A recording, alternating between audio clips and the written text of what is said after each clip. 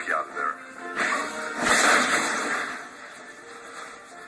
Glad I could help.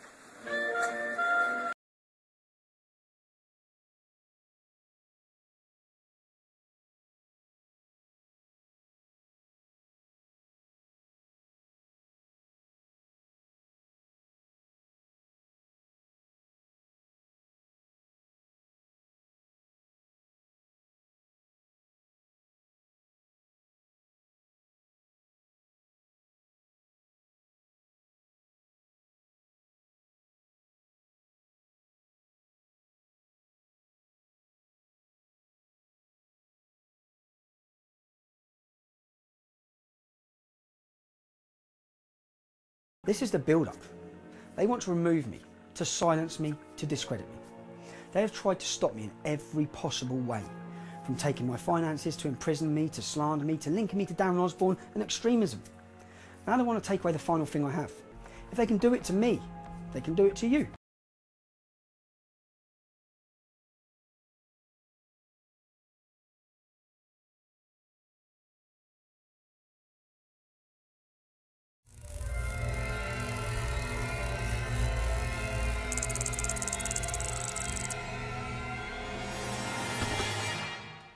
Hey guys, Henrik with Red Eyes TV. Thank you for tuning in. So, the paper City Journal published by the Manhattan Institute have for a few years now been following the story of how ISIS and Al-Shabaab supporters from Somalia have funneled out large amounts of cash from the US by running sophisticated social welfare benefit scams, also daycare scams, and in general been taking advantage of the high-trust Scandinavian population in Minnesota. Due to the ethnic makeup of Minnesota, it's the closest that any of the American states have had to a social democratic style society. It has a generous welfare system and a community that, just like Scandinavian once had, and still in some parts have, openness, trust, and a civil society that runs deep in the homogeneous makeup of the population. Right now, though, this trust is being tried, worn, and slowly broken down at the same rate as the homogeneous population is being broken down by open borders and hundreds of thousands of migrants that are flowing into Minnesota and other communities founded by Europeans. So let me read the story from City Journal by Scott Johnson to you, because it's just mind-blowing and you might learn something new from this as well. Very important story. Here it is. When it was noted that the carry-on bags of multiple airline passengers traveling from Minneapolis to Somalia contained millions of dollars in cash on a regular basis, law enforcement was naturally curious to know where the money came from and where it was going.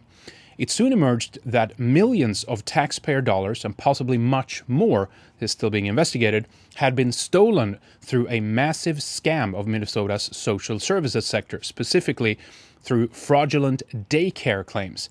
To make matters worse, the money appears to have wound up in the areas of Somalia controlled by Al-Shabaab, the Islamic jihadist group responsible for numerous terrorist attacks.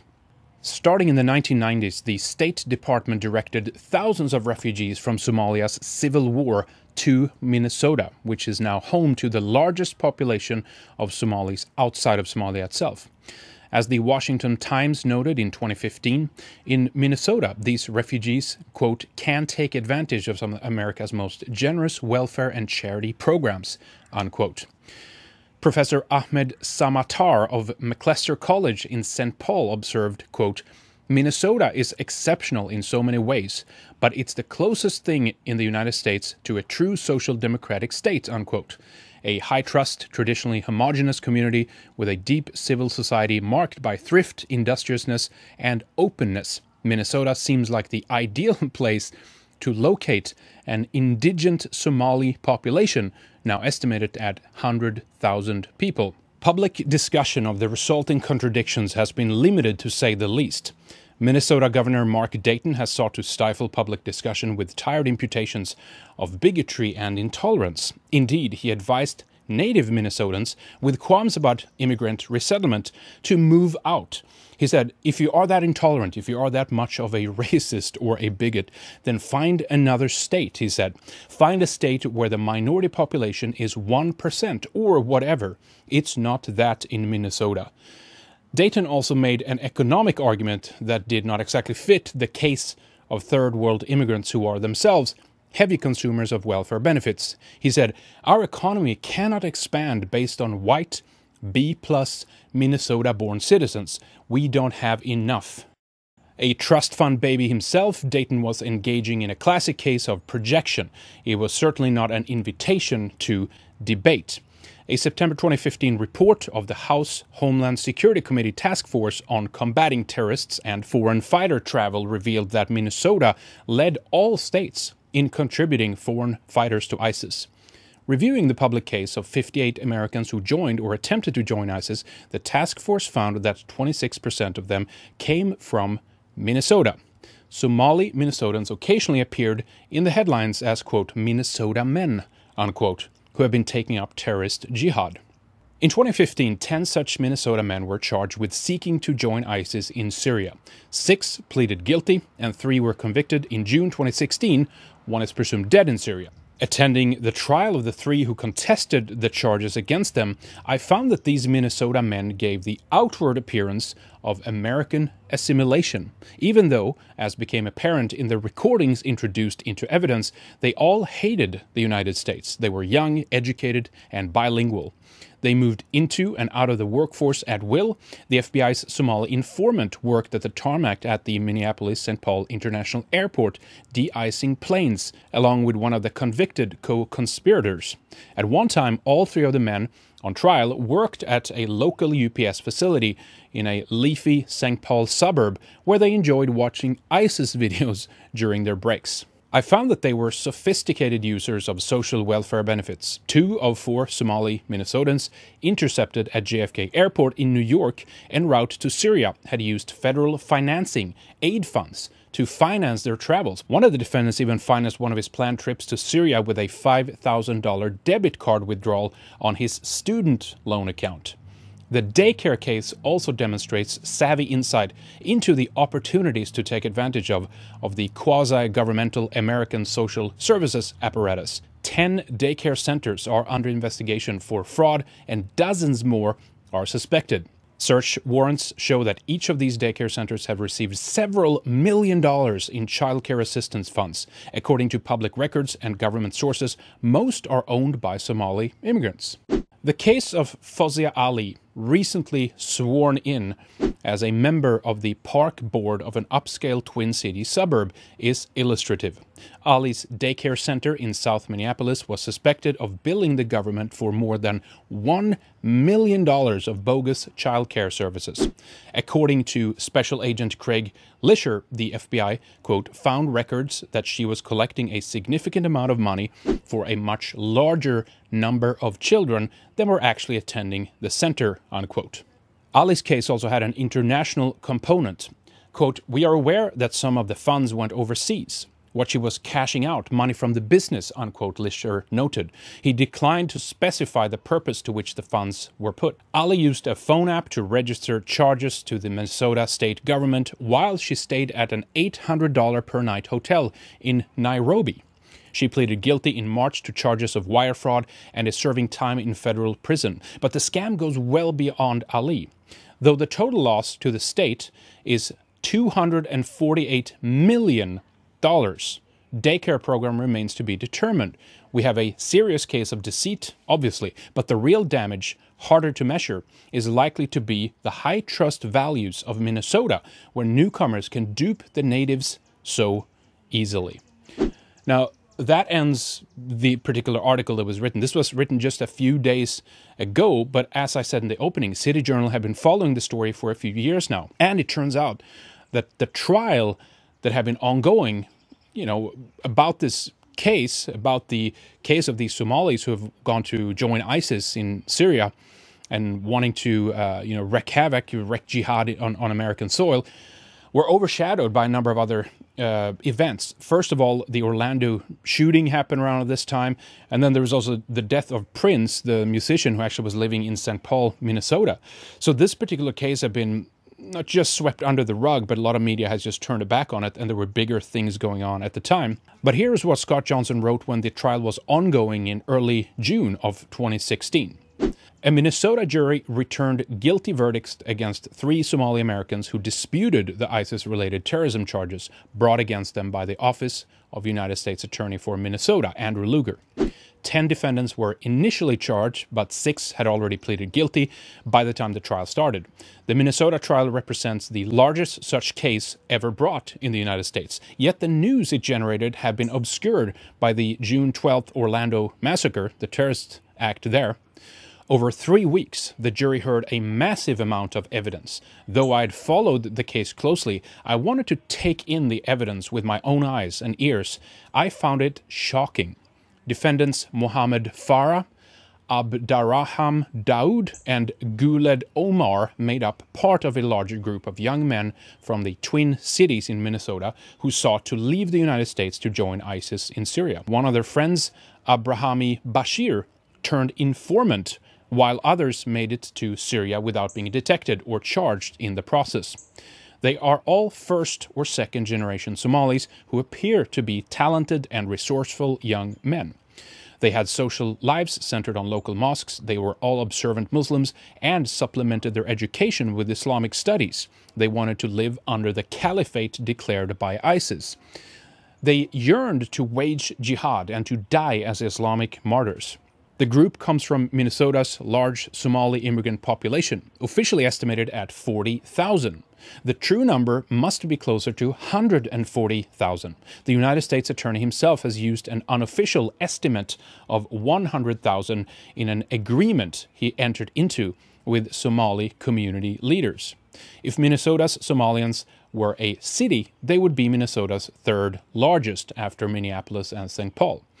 Their numbers grow every year. In September 2015, the House Homeland Security Committee released a study of Americans seeking to join ISIS as foreign fighters.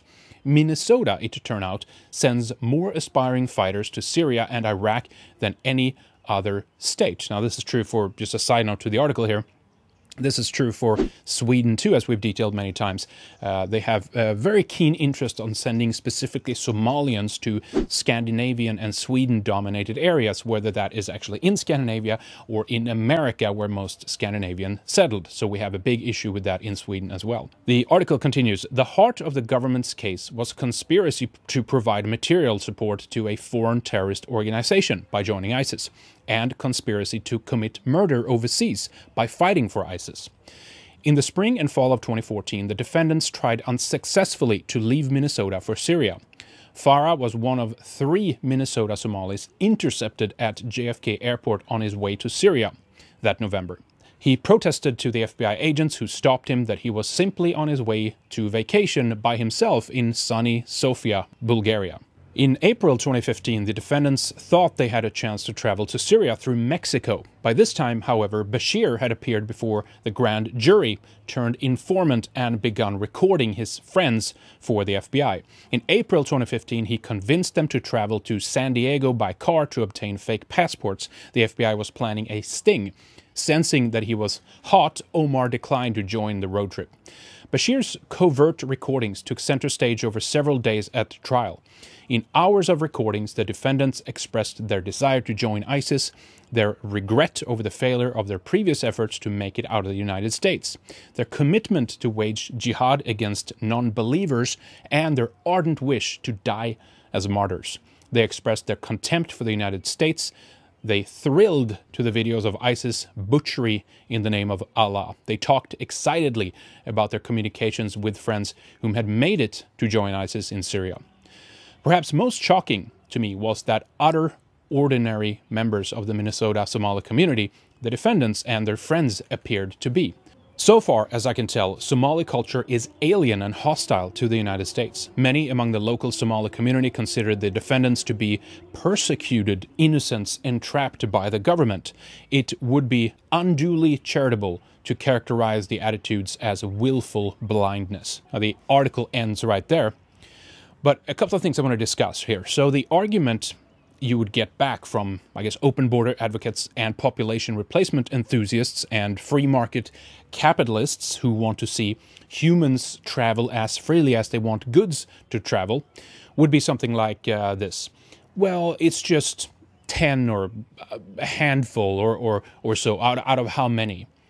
They would say not everyone is joining ISIS. It's not really a big problem if you look at the numbers. But it occurred to me that when thinking about ISIS the other day, is that the major focus ends up on an extreme group like ISIS. And it takes all the attention away from the, how do we call it, third or second, third and fourth tier levels of problems that occur underneath the extremism of a group like ISIS. Something which is out of the limelight, away from the awareness of the native, and in some cases naive population, that either just, get hammered by how bad and evil ISIS is, which is understandable, but that's what they see in the media, and then they get something in the local papers about how awesome and great it is with Muslims or other migrants, to have them in their countries. They get hammered by points like that they add to the economy, we won't survive without them, etc., kind of like how the governor of Minnesota said, as we heard earlier. It's the usual propaganda that they get. But I realize that most people just do see the tip of the iceberg, and they don't realize just how bad it is among the unintegrated, and how much problems there are, and how much problem there lies with this failed experiment of multiculturalism. From afar, you do see parts of the problem with ISIS and extremism. It's the part that stands out. It's the part that people discuss. It's the part, if they're politically aware, that people hear about and can find out and learn about. But there is so much more, so many more issues that we never get to hear about, or that we aren't made aware of, definitely not in the media.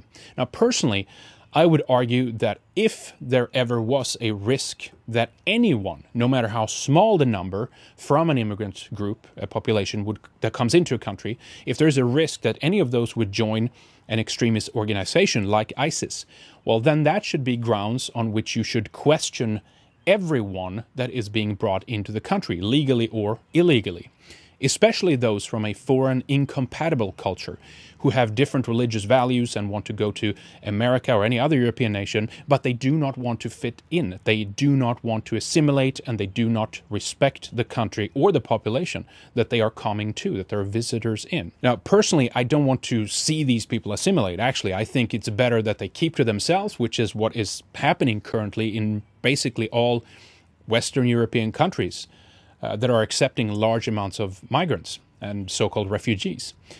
If we don't assimilate with them, or if they don't assimilate with us, we won't mix out. So we will retain our ethnic or genetic makeup. And I think that is far more important than being, I guess, well adjusted to a pipe dream created by globalists. I'm talking about multiculturalism. You can't undo ruining your genetic heritage, mixing out, and destroying the differences and diversity that we have. But you can undo migration, whether it's legal or illegal.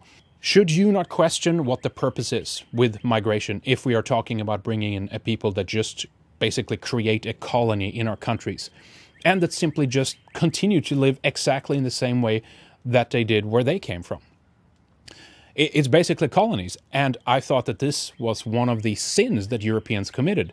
That made us deserve immigration to begin with, we've heard. We created colonies, this was the crime, but now it's being done again to us. And now that is the right thing to do, correct? It doesn't make sense when you look at the argument. This is how I see it. If there is a chance that anyone from another country go join groups that are sworn to destroy the countries that they are invited into, then the entire idea of migration, specifically from that group, but overall, should be questioned.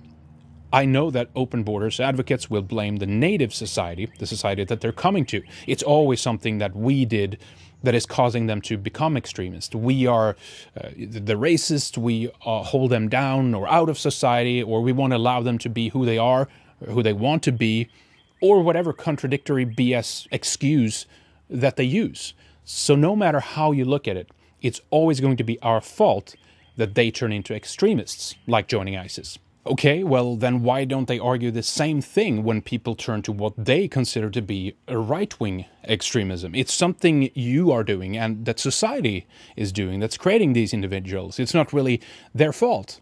No, not on that one. Then we're back at personal responsibility all of a sudden, or possibly even genetic predisposition of those Europeans who birthed that particular person. But why take a gamble with migrant groups like this? I just don't get it. We hear argument that we should let in hundreds of thousands, if not even millions of migrants, and then we should simply just take the risk regarding how they turn out once in our countries. If 1, 10, or 1,000 of those we let in turn to extremism and end up blowing up your child or sister or mother, well, then that is worth it. That seems to be the argument.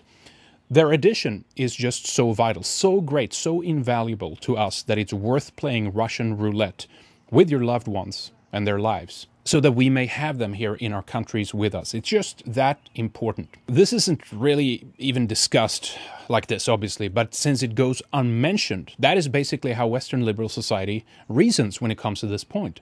One life is more important than another in this case. Some are more supreme than others, it seems. No, the risk is too high, frankly.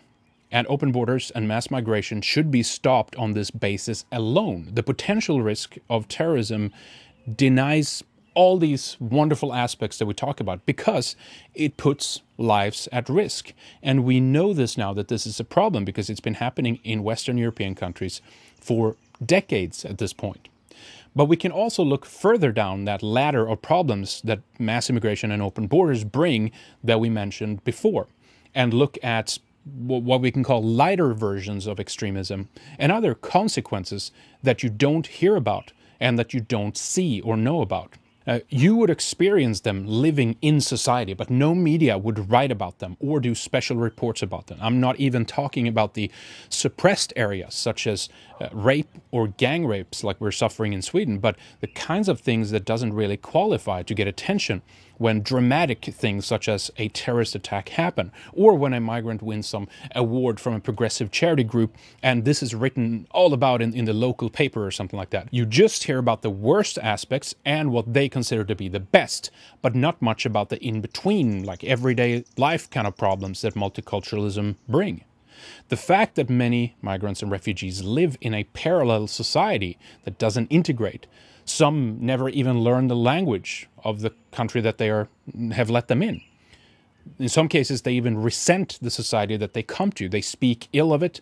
They feel they are unjustly treated because they don't have the same stuff that the natives does. Racism and seeing every problem that you get with the failed multicultural experiment is seen through the lens of race and racism. And at some point, you just become exhausted dealing with it. Every single thing that happens in everyday life, whether it's discrimination or a bad interaction, is always going to be judged with this lens. It's because skin color, it's because racism, discrimination is based on differences that we hear doesn't exist anyway, but it's the kind of stuff that will never be reconciled. It will always be there as a point of disagreement and something that continuously nag at you. Only temporarily can it be ignored and offset once a larger event that impacts both cultures and people occur, like a major terrorist event or something like that. But that doesn't last forever. And as soon as life goes back to business as usual, relations will be right back to multiculturalism as usual. This is why their system demands that European people abdicate their power and simply step to the side for the sake of peace. Once we give up everything, this means not only our positions, our power, our influence, and the right to take advantage of what our forefathers made and created for us, but even worse, once we abdicate life itself, who we are. If we disappear or mix out, only then will there be reconciliation, and they will be happy with this.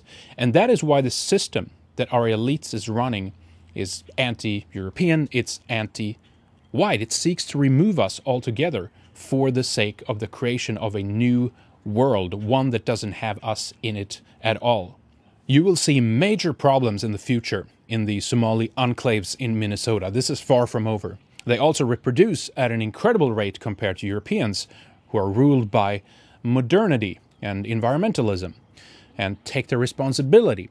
But this means that we will be replaced eventually if the numbers keep up. You know, bringing hundreds of thousands of people in, equivalent of a major city, and then at the same time having them reproduce at a much higher rate will eventually lead to a replacement of the native population. Now, the Somalis in Minnesota is a tragedy for America and for the Scandinavian stock living in America. It proves that migration is oversold and that it doesn't work. It's terrorism, where people lose their lives at worst, and welfare scams, passive-aggressive resentment on a racial basis at best. Of course, you do get the interactions and the relationships that does work, but in this case, they're far and few behind, and if you look at the balance sheet, it's just not worth it. They do not fit into our societies. Why do we have to be forced together when it creates so many problems? It isolates and alienates people, just as Robert Putnam's studies on multiculturalism has showed. So why are there Somalis in America and Sweden and other countries? Well, because they have internal problems in their country. They have a civil war. They have conflict among their own people. When there are internal conflicts and civil war, there are solutions to these problems. And this is how I see that this breaks down. The refugees that decide to flee the country should go to a neighboring country and stay there until the conflict is resolved. This is actually already stated in the UNCHR laws, if you will, for refugees anyway, but this is not followed. It is not enforced. Instead, they fly in, they import people from far, far, far away places and put them in high IQ, successful, high trust, and high technologically advanced Western countries, which right away alienates a large portion of those that come from the third world because they're not used to this way of living. So it already puts them in a position where they feel as outsiders. It's not good. They will not be able to fit in, and this will be a problem that leads them to seek out organizations such as ISIS, where they reach back to the furthest point of their own culture and way of life that they can imagine. It's also one based on resentment and jealousy and hatred ultimately for the other, the unbelievers. So instead they should stay where they are and resolve it locally. If it's a civil war, stay out of it. America, France, England, and other Western countries need to stop funding one side, or in some cases, opposing sides. This has actually been happening in some cases. And instead, let internal disputes be internal disputes. Imagine if, for example, China moved in during the American Civil War and started arming and funding the Confederates or something like that, taking sides. Or that the French Civil War or English Civil War never happened. Or that we had other countries interfering in these conflicts. Certain steps of progression that we now take for granted as a result, as an outcome of those Civil War conflicts, for better or for worse, would not effectively have come into fruition. The population would not have effectively been able to deal with these issues, and they wouldn't have resolved it and moved forward as they did. Is it horrible? Do we wish that it was preventable? Yes, of course. But ultimately, at some stage, you have to let internal conflicts sort themselves out. If these conflicts would have not been fought and resolved, we don't know where we would have been today. The same could be said about any country engaged in a civil war, be that Syria, Iraq, Iran, or Somalia. So the approach should be to stay out of it. It's the business of the people in those countries to sort out their own conflicts and their own business. And they will also understand the situation like no other outsider will.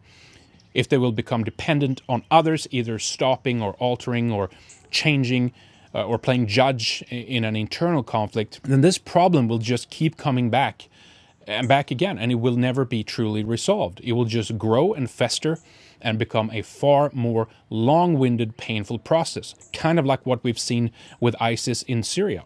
Perhaps if no other power stepped into Syria, this conflict, I believe, would have been resolved years and years and years ago if the legitimate government in Syria would have been left to deal with the situation for themselves. I mean, as a general rule of thumb, people get better along with those they can understand and relate to. We can, of course, trade and have international relations with other countries and people, but there's nothing moral or reasonable exporting people to other countries like we do with goods. People are far more complex. We're not dead matter. We are living things with complex cultural, religious systems and behaviors that all won't work to put in proximity to each other. There will be consequences and conflicts as an outcome. So the solution is, which I've mentioned many times before, stop the wars, stop funding the different sides in wars, especially when it's internal conflicts and civil war, and that will in turn stop migration and stop forcing people together. It's really that simple, and this tragedy that we've seen in Minnesota with the Somali population is a perfect example of this, and this is being echoed in Swedish and Scandinavian society as well.